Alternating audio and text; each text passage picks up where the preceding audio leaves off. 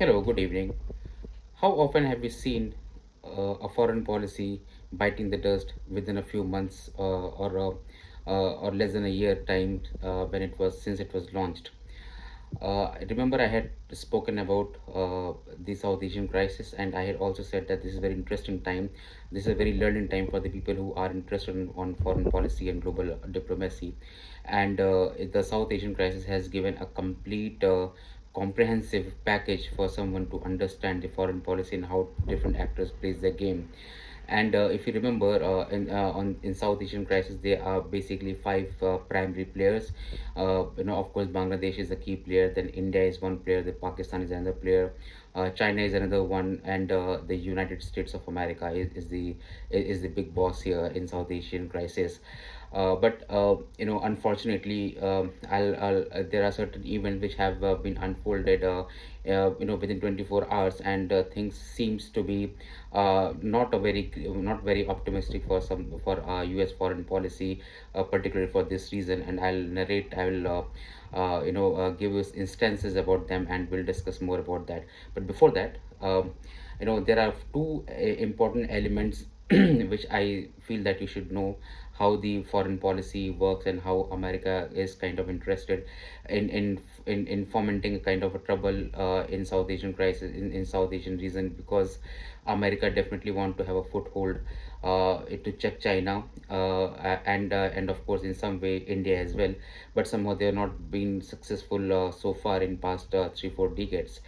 Uh, so if you look at the recent South Asian crisis, the Bangladesh crisis, America, America tried first of all in 2021. America helped Taliban government become the main power in Afghanistan. So there was a change in Afghanistan in 2021.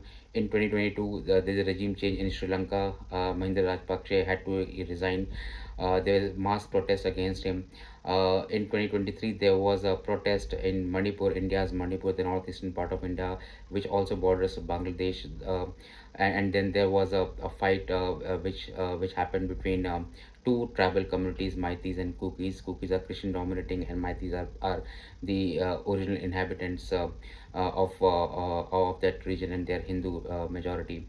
And cut to 2024, and you have seen Bangladesh crisis, where the massive protest of students which has erupted. Following that, a lot of events has unfolded, and despite High Court and Supreme Court taking back, not going back with their quota system, abolishing quota system, still the protesters, which had by now taken a different shape, had started dictating the whole democracy, dictating the whole the fabric of the institutions, and they have actually threatened all. They have bulldozed their way, inside the parliament, inside the judicial system, inside the army, and also the policing system. So the protest, which was supposed to be a student protest, is no more a student protest. It is something more, and I have spoken about that in detail in my previous videos. Please do watch them as well. But today, before actually I speak about how the foreign policies are biting the dust, how America is a big setback for America. I would like to narrate two more episodes, which is kind of a thread of a whole South Asian crisis, and how Americans put their, had played a key role, actually not an important role, but a key role in troubling this whole the eastern border of India. The first one is, yesterday only, Hindenburg, which if you remember, is a short selling agency who had made some explosive comment about explosive revelation about Adani Group back in 2023, February 2023, and because of that, as a consequence, the Adani shares fell like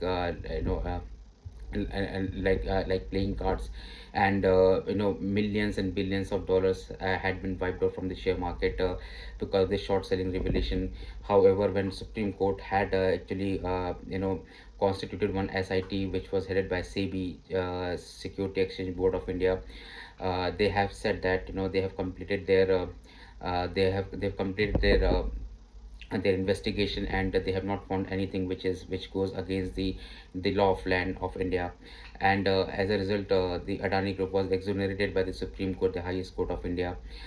Now again, yesterday Hindenburg came back and said that something, with just a very cryptic tweet, which just have few words. They said that something very big is going to happen in India, right? And after a few hours, Hindenburg have again come up with a new fresh series of allegation, which is that uh, the SEBI chairwoman, Madhavi Butch, she had her connection with the Adani Group, right? And I have not gone into details how exactly is that, but it is fair to assume that there's a Mauritius-based company where the Gautam Adani's brother Vinod Adani had some share. He was the partner in that company, and that company had also given some kind of benefit to through Madhavi Butch, and before she became the SEBI chairwoman.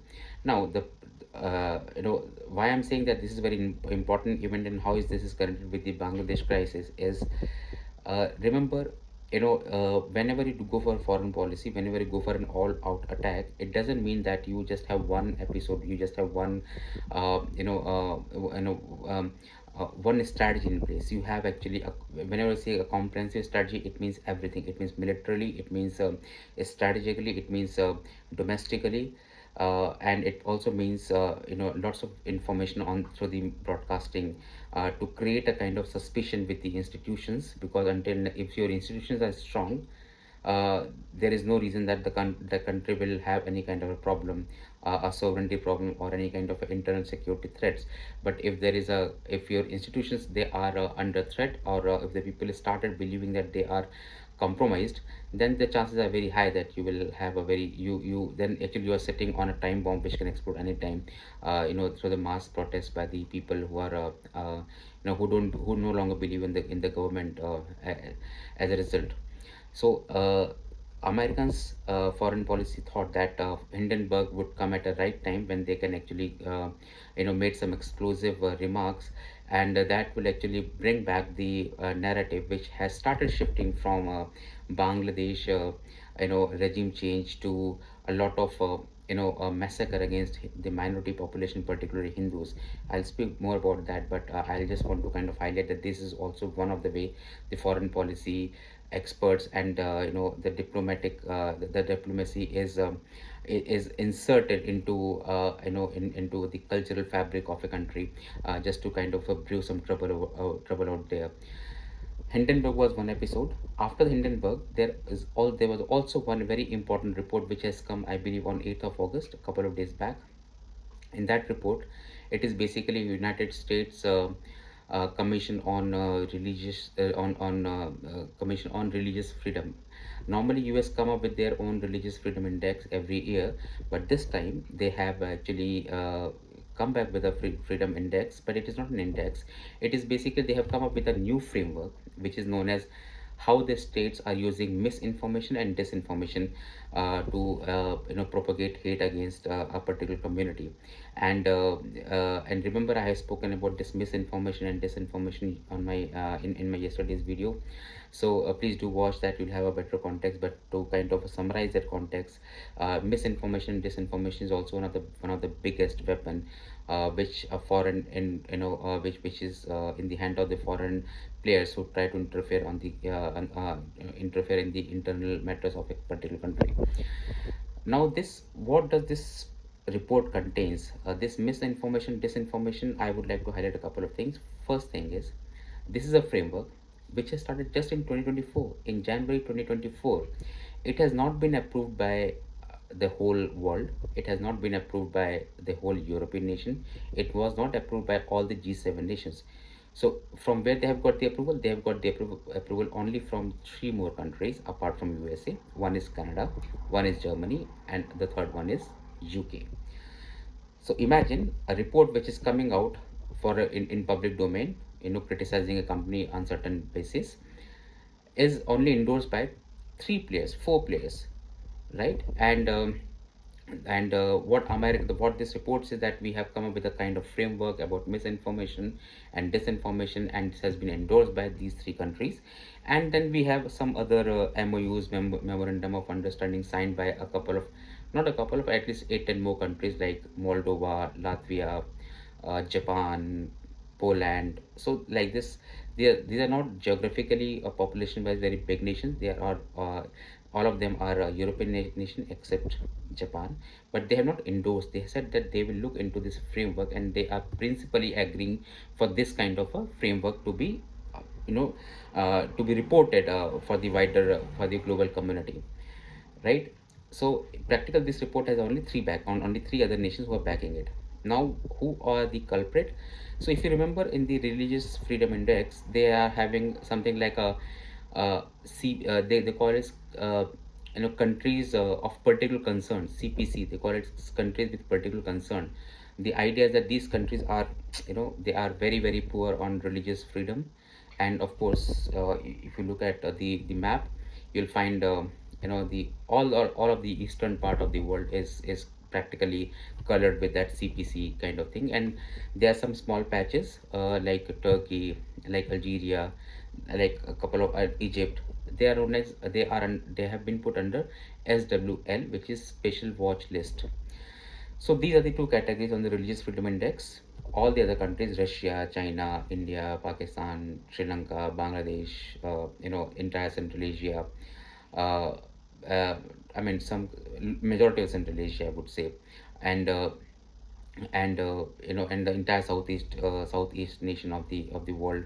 Uh, so basically, you can actually say that the country which are not under this freedom index are primarily North America, South America, European nations, and Australia. Uh, rest of all the other continents, all the other countries, they are having a very poor religious freedom index as far as American religious freedom index is concerned, which is anyway approved by the Congress of America. Anyway, so who are these countries? This is the first time that this report has come up. And who are these five countries? You can guess it right. Actually, anybody can guess it right. Who is the biggest enemy of Russia? Of USA? That is Russia. So Russia is there. Who is the second biggest enemy right now for them? China. So China is there as well. Who is the biggest? Who is the other nation who they are somehow not able to understand well, or they are not able to win them over either strategically, militarily, financially, diplomatically, whatever, and that is India. So that is third country. The other two countries are which is the most dangerous country for them if you remove these three countries. uh, Iran. Iran is there, and the last one is Pakistan, their hot and cold ally. Pakistan is there, but so that is fine. The interesting part is not this. The interesting part is why I'm saying that India is now one of the biggest enemy of USA. At least their foreign policy experts, they believe in that way, because of couple of reasons, and I'll explain those reasons to you. The first reason is, you know in for Pakistan, they said that Pakistan is talking about Ahmadiyas, Muslim. They are not, doing a lot many things for the Ahmadiyya and Ahmadiyya Muslim. They are feeling little bit pressure inside inside Pakistan. So they have not spoken about the other minority group in Pakistan, which is Hindus, Sikhs, Christians. They have not spoken about them. They said only Ahmadiyya Muslims. So that puts the first question mark on this report. Number one. Number two. Uh, and Iran is understood that they will have a lot of things to say. Pakistan, of course, I just spoken about it. China, they said that the communist government is not taking care of the Uyghur Muslims, so that is okay, understandable. But the most important part I will speak about is two things. One is, in India, they said that the Prime Minister had spoken about the infiltrators.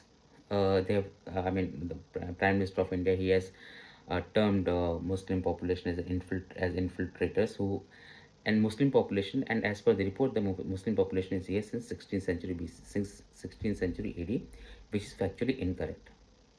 Muslims have been started settling down in India since 12th century onwards, at least. Before that, I'm not sure, but at least 12th century onwards. We have seen Delhi Sultanate, we have seen Abdalis, we have seen uh, Qutbuddin Aibak, the slave dynasty. We have seen Khilji, we have seen Tughlaqs before Mughal came actually. Mughal came somewhere on in somewhere around 15th century, 13th 14th century actually. 1356 was, I believe, the war between Babur and the first Panipat war had happened between Babur and Ibrahim Lodi. So there was a Lodi dynasty also before that, and all they were Muslims actually. So this was factually incorrect that Muslim has started coming here from 16th century BC AD. So that's one thing I want to speak about. The other thing is, uh, they haven't come as an infiltrator, they are basically come as an invader. So that is another correction. But the most interesting part here is, uh, neither China nor Iran nor Pakistan, the report has not named the government officials in for any of these three countries. What I mean to say is that when you see a small, all these five countries, they have a paragraph dedicated to each of them. When they speak about India, they say Narendra Modi, the Prime Minister Narendra Modi. They say that Home Minister Amit Shah. So they have taken two names. For Russia, they speak about Vladimir Putin. They speak about the foreign ambassador. They speak about foreign official. They're like four or five names, and that's it. They have not spoken any. They have not named anybody in China. They have not named anybody in Iran. They have not named anybody in Pakistan. Now, this could anybody can avoid that, but since these reports, they are published with they have their own sets of objectives, agenda. So any word, each and every word of these reports and the intentions, it is important for foreign policy student to understand the meaning of these these terms. And are they only about freedom index, or what do Americans actually want to do that? So that is a very very important thing I want to highlight. So they have come up with this report, and imagine that this report has both these Hindenburg episode, and this report has come within a gap of one day. So there's a strong reason that this is also a part of Americans, you know planning for this whole South Asian crisis, which they have played a key role in in fostering, fomenting that kind of a crisis. Now, when down coming back to the main topic of this discussion is how American foreign policy has bitten the dust. Now it is very difficult to actually I feel that the thing which have been which have unfolded in the past 3 4 days was something which is so difficult for Americans to actually understand. And I'm saying that with all my understanding about the foreign policy as a keen observer, that this has been like a textbook case. This has been like an out of syllabus thing for them. And I'm just going to talk about 4 or 5 things, and you'll also understand that these are one how these episodes have actually turned the table against America. Since couple of days back, 3 4 days back, we have all, I was also understanding that okay, there's a crisis in the eastern border of India. Now it is going to be a big trouble. Bangladesh was relatively friendlier to India for past many years. So now India has to deal with another country, with another, maybe a rogue nation, if the democratically the government is not formed. So there's uncertainty for sure. And anyway, the West, and then the Pakistan will anyway get they have actually avenged the 1971 war, the ignominy of 1971 war. So I said that, well, in Pakistan they have actually for 50 years they continued with their agenda, and they finally they succeeded in that. So there's all reason for Indians to worry about. And then we have also seen, after a few days, that we have also realized that the majority of the minority community of Bangladesh, Hindus, Sikhs, and Buddhists and Christians, they have been there's mass violence, rape, and all those things which has happened against them. So that was also something which had brought a lot of discomfort, and a feeling of despair among the Indians. And we feel a little bit helpless, because we never want to kind of interfere anybody's government formation and all. We try to make sure that we whatever the government which has been elected by the people of that particular country in a democratic way, we Indian, as an Indian, they should be able to we should be able to engage with them. So, but since if the countries are if the government is formed with this with such kind of a background, with such kind of an intention, with such kind of a anti-India feeling, then of course it is going to be a little bit difficult. You should not forget that despite having a lot of trouble with Taliban right now, India is having a very good relation with Taliban government. Not because Taliban government might be the best form of the government which is available, but at least as an Indian, we know that this form of the government has some kind of or has the majority of approval from the Afghanis people. So for us, it is incumbent on us to actually have very good relation with Afghanistan, because traditionally India and Afghanistan had a very good relation, right? So coming back to Bangladesh, we were having this kind of trouble, but but something which has been completely there are certain event which has completely changed the equation right now. And when we were thinking about the clear winners a couple of days back, the clear winners was USA was the clear winner for sure. And I said that well played, USA. And USA had the first time in my yesterday's video also, I said that for the first time USA has had a very good stronghold on South Asia. This time they have succeeded. And then I said that how foreign policy works in long time. This gives fruit in a long term paradigm, in a long term perspective. And of course the Pakistan, because they had been able to kind of remove the symbols of defeat. Sheikh They have broken the Sheikh Mujibur Rahman, who was the iconic freedom fighter, freedom struggle hero of Bangladesh. His posters was removed. His statues were broken, and his entire symbols, wherever they saw that symbol, Awami League symbol, which was formed by Sheikh Mujibur Rahman, was targeted. And then it appeared that they are hell-bent on wiping out the memory, or wiping out the entire wiping out the Awami League in its entirety.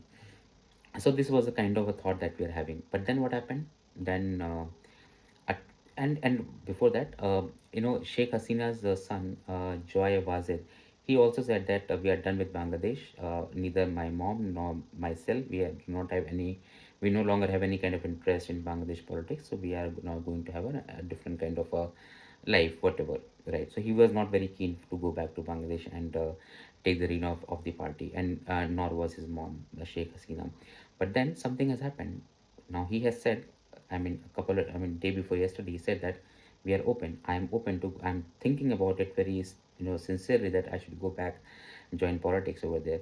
And I believe that was very right decision, because still when Sheikh Hasina was when she resigned, even then she had got a very popular support in Bangladesh.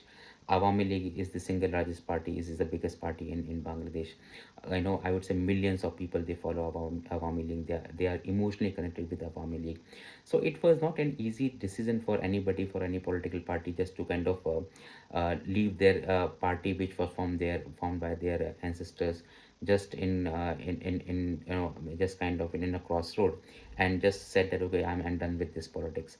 So they have to, I was having this kind of a little bit apprehension that how can this is possible. But then he said it in no uncertain terms that he's done with this politics. So I said okay, maybe that's how this is.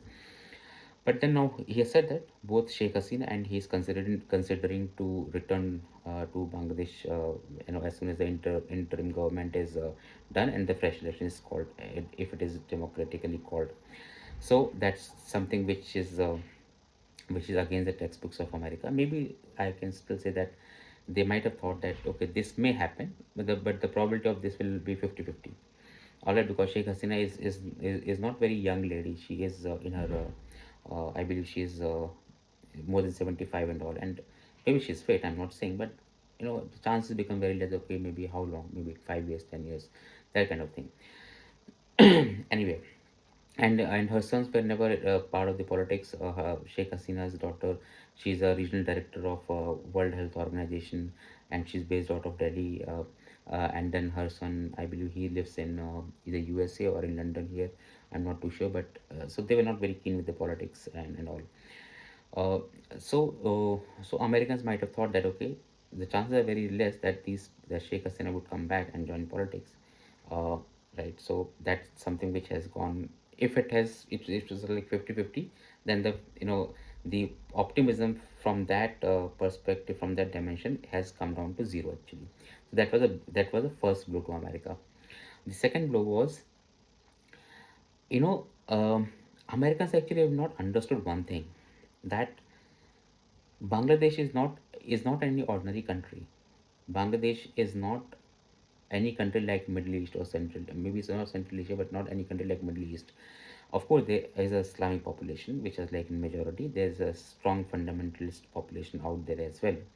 But one thing they have actually underestimated was the Bengali things.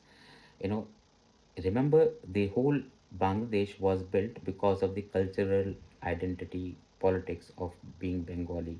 They rejected Urdu. They wanted to have Bengali language as their national language, or at least the language which that part of Pakistan should have received. But since Urdu was imposed left, right, and center, they have started opposing. So they are so much concerned with their Bengali language. They are so much concerned with their cultural Bengali cultural identity, that I'm sure that Americans have actually underestimated the Bengalis.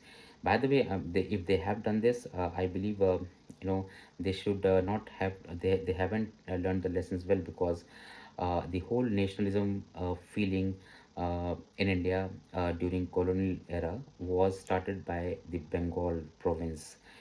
All the intellectuals, all the protesters, everybody was from Bengal. Bengal was the brain behind the entire freedom struggle, and then it has reached out to different parts of the country.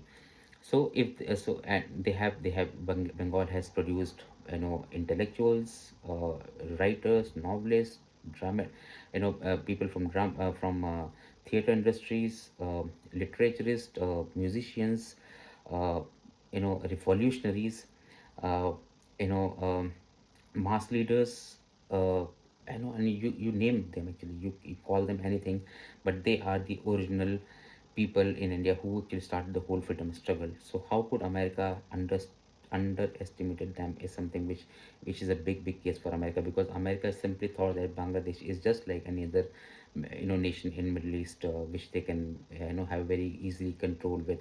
They just want to have some kind of an opening.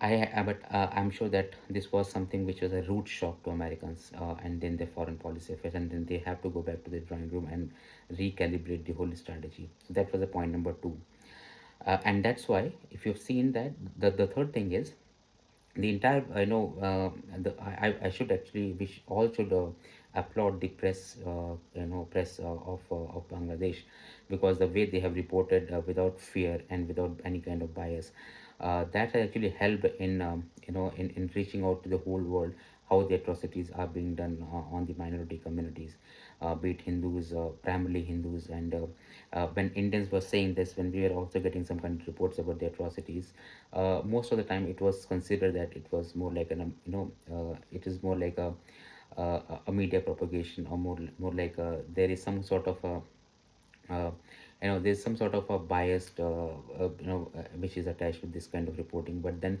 once the media has started reporting right from ground zero, right from Bangladesh, then it becomes very very difficult for the rest of the world to ignore this kind of a coverage. And as a result, you have seen Bangladeshi Hindus, they have protested outside the Westminster in London.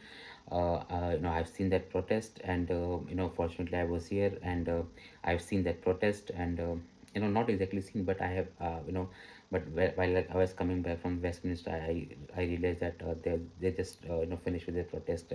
So I know that this protest has happened. Similarly, in White House, in front of the White House also, they have actually spoken about this whole atrocities. So much so that they said, this Bangladesh is my country. I am the original inhabitant of Bangladesh. I'm not going to leave Bangladesh. If at all, what they have actually requested the government of India to carve out a country from the Bangladesh where all the minority population can live. So imagine the country which America was thinking so easy to kind of grasp. They just need to follow their usual template of waiting for the right moment, like a student protest, where they can actually make it big, make it a little bit more than the student protest, make it like a regime change kind of thing. And why I'm saying regime change, because if had it been a student, I mean, it is no longer a student protest. You should all by now you should have all understood this fact, because no student would say that. No student would actually go inside the parliament, ransack the whole parliament, show, do atrocities against minorities, and because minority also participated in this protest, by the way. So there was no reason for any kind of a violence against them. And then they have said today, or day before, or yesterday actually, they said they have asked the Chief Justice of Bangladesh to resign. They have asked the army chief a lot of people in the army to resign, a lot of people in the government to resign. I mean, just imagine, how is it possible that these students, they have suddenly become so politically mature that they want all these people to resign? This is something which is not a student protest for sure. I am sure that you will understand what I'm saying. So that was the second thing, that whole world has started taking notice of Hinduism, of how the Hindus are being treated. And in India, it is like a 24 by 7 news. So the world is bound to take note of these kind of news. So this has put a kind of a big pressure, and put an entire thing back on South Asia with a different kind of lens. The third thing, if we have also seen that in India, the leader of opposition, Rahul Gandhi, from Indian National Congress, there's a reporter, there's a journalist from Bangladesh who said that when Rahul Gandhi was away from India recently, a couple of weeks back, he was here in London just before the Parliament session started. He was in London, and he had met the son of Begum Khalida Zia, whose name was I believe Tariq Rahman, something like that. Tariq Rahman, I believe.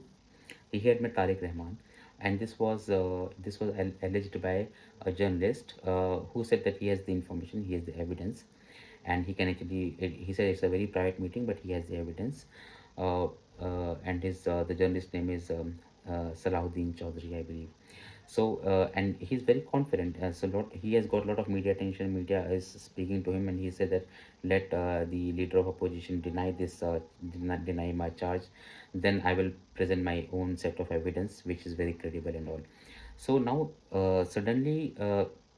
The whole narrative, which was little bit of fear psychosis among Indians about uncertainties and other things, suddenly the media has actually suddenly the country has got another angle, and they feel that now they can be aggressive again. They can be aggressively ask for the minorities rights in Bangladesh, because the people in Bangladesh, they have stood up. The world has started taking note. People all across the world have started talking about Bangladesh rights. The media have become pumped up, and now suddenly with this, they have seen the conspiracy of leader of opposition also. And the journalist, Mr. Chaudhary, he has said that Mr. Rahul Gandhi has kind of a given a go ahead for this kind of protest. So he was also part of the people who conspired against Bangladesh. So that is something which is yet to be verified. I'm not sure whether this will be verified, and if it is verified, in what capacity, because these kind of information, of course, will never come in public domain in its complete format. But let's see how the event unfolds, and how the Congress party defend itself. But this notion has definitely gone across. The narrative has is definitely gone across that the leader of opposition, he has actually something to some role to play for in this Bangladesh crisis. So they have got lots of answering to do. Now that is something which was another thing which has kept Indian media and Indian media uh, floated with this information. And unfortunately, the Hindenburg episode has got mentioned, but I would say 10% of the media covered that episode in one or two episodes, and that's it. Although Congress party is trying to make this a big issue, but I don't think this is going to be a big issue for the people right now, because it's an old issue, to be honest. And it is like Adani Group was cleared directly by Supreme Court, so people will be a little bit not very keen to follow that. But the new, the spicy thing for them is the leader of opposition meeting the, Bangladesh Nationalist Party leader, you know, um, leader Khaida Jia's son Tariq Rahman. That is a spicy news. The spicy news is also that a lot of Bangladeshi Hindus, they are standing on their own feet and demanding for their own rights. That is something which is for the media is spicy and a TRP drawing kind of a news. So that's something, and Hindenburg and the United Nations, the Religious Freedom Report has got no mention in our in media coverage. So and on these two counts, which America thought that they will be able to counter the narrative which has been built about the Bangladesh, about the Hindu minorities, atrocities against them. They thought that they will be able to counter that, but unfortunately, they are not able to. They are not succeeding in that as of now, as on date. The other two episode is of course is related with Iran. One is, if you've seen that today, Hamas has launched a whole a brutal attack on Israel, where they have actually destroyed 500 tanks, buses, armored tanks, armored buses of Israel. I believe 500. They call it Sinwar 500 or something like that. This is in Sinwar region, and that's a big blow to Israel. That's a big blow to America, by the way, because majority of these tanks and were given by Americans, and of course after this.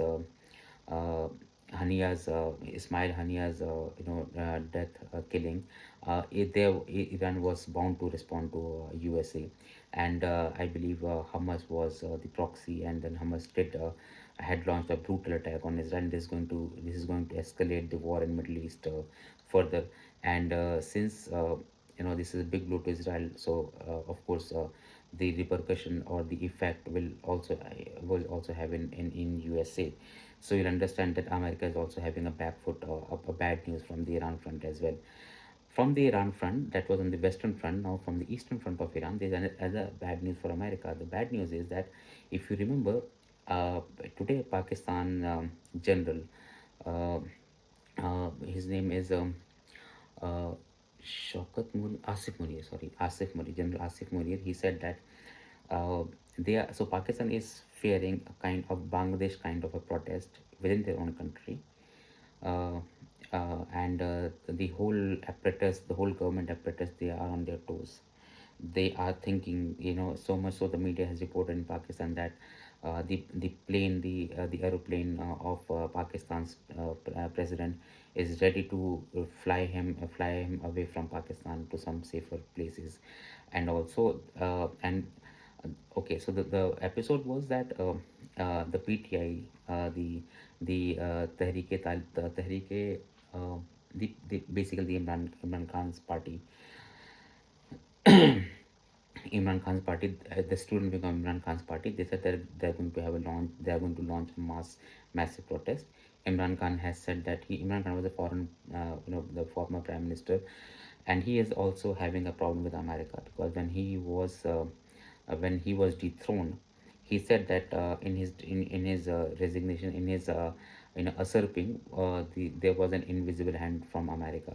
So he said today that our students, they are our party workers, our youth wings is going to launch a massive protest in on the street of Pakistan.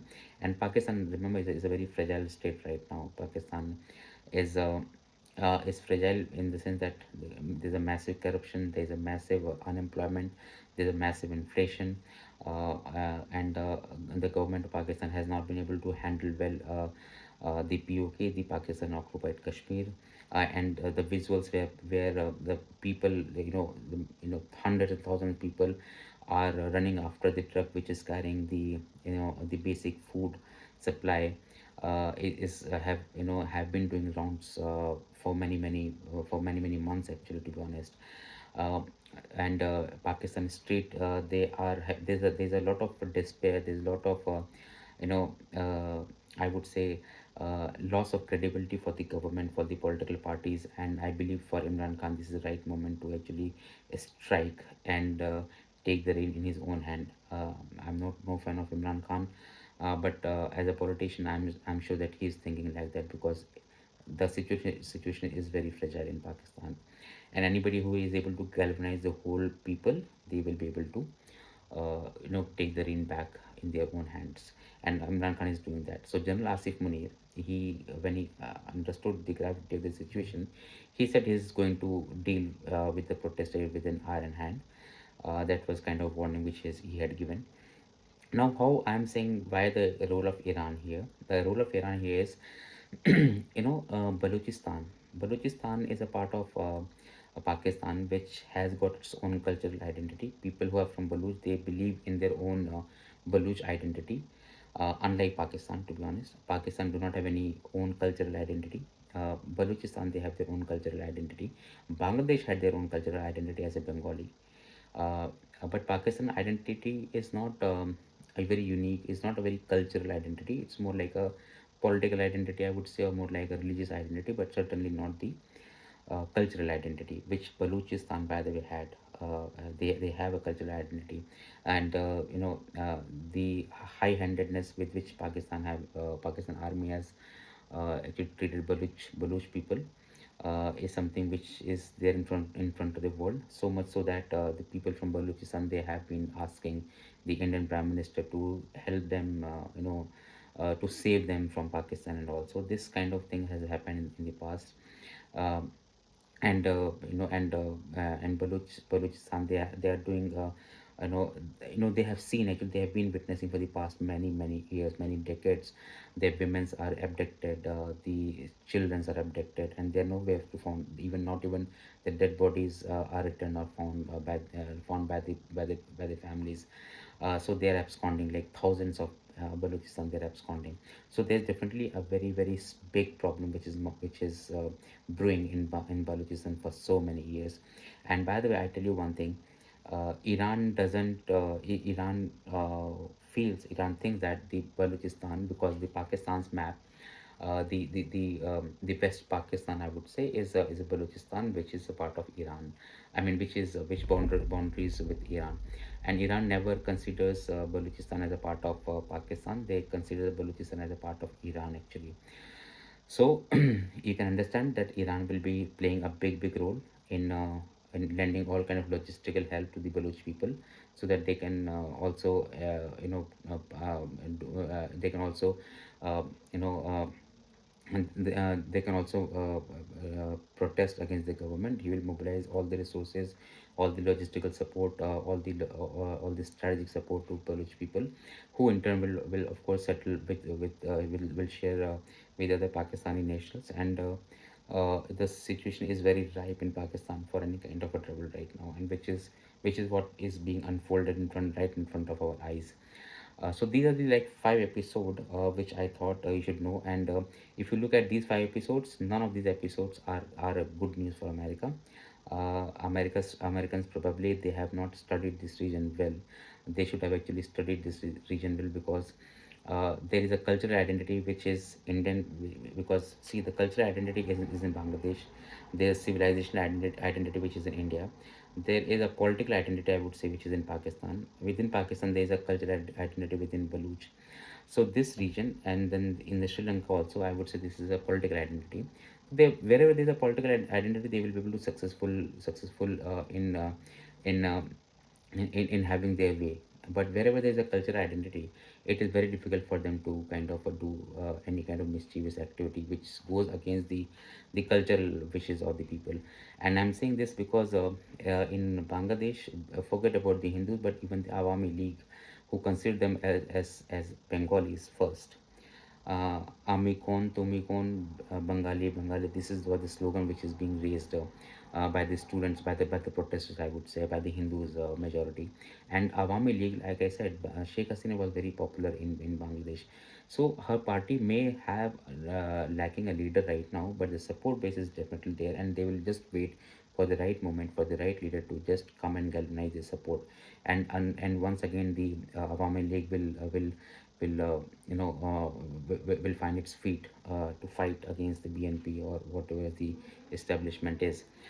So it is not an easy task for America. I guess initially the battle was won, but still the second round of battle is won by Bangladesh again. I'll not say Bangladesh won or Husser is winning, but I'm sure about certain thing that America definitely is losing in this region. That's all I want to kind of bring and discuss today. I hope you would like this discussion. Just let me know if you have liked it, and do let me know if you have any comments or feedback. I will try to address it as well. Thank you.